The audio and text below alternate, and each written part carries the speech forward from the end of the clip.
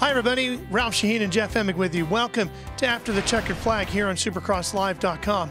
Coming into the race here at Houston, big stories were Marvin Musquin and Eli Tomac because they were really the big names coming into the season as to the riders we thought would really battle all the way through the year for the championship. Well, we know what happened to Tomac at Anaheim, but he had another twist to his story here and then a big twist for Marvin Musquin. Yeah, well, I'll start with Tomac. Of course, he had that crash at Anaheim 1 while he was leading the main event, bruised his shoulder. And Eli and Monster Energy Kawasaki did everything they could do to try to get Eli in the race here tonight in Houston, but the shoulder just was too weak. He just could not ride, so he's going to be week to week. So, okay, Marvin Musquin wins the main event at the opening round pretty easily. He looked fantastic.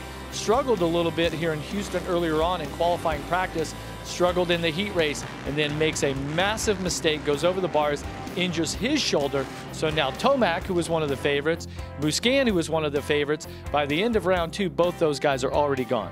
Jason Anderson ends up winning the race and takes over the points lead, but he's going to have some challenges because Ken Roczen and Justin Barcia both were on the podium tonight, and they're tied right behind him in the points. Yeah, well, Jason Anderson, he was second last week. He was close to Musquin. Definitely looked strong, especially at the end of the main event.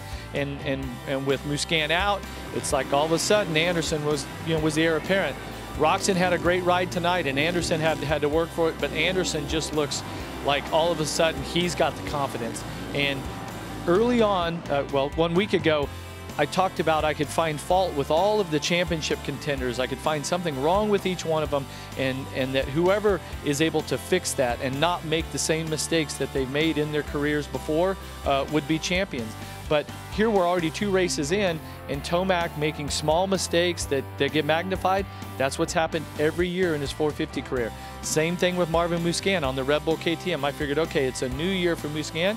He goes out in the heat race tonight, injures his shoulder. Who knows if he's going to be back next week, but he loses a bunch of points. So far, the only guy that has been solid has been Anderson, and now that he's won again, that confidence is going to build in him, and that Rockstar Energy Husqvarna rider is going to be really tough to beat for the next 15 rounds. Well, the next stop is going to be Anaheim once again. Anaheim 2, round number 3 is next Saturday night, live on FS1.